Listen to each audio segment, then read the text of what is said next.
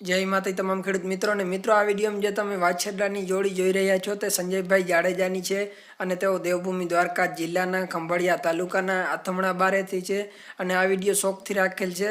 તેઓ આવા બળદના ખૂબ જ શોખીન છે। આવા વિડીયો બનાવવા તમે પણ મોકલી શકો છો અને આ વિડીયોને લાઇક કરી દેજો, ચેનલને સબસ્ક્રાઈબ કરી નાખજો। ઓકે મિત્રો, જય માતાજી।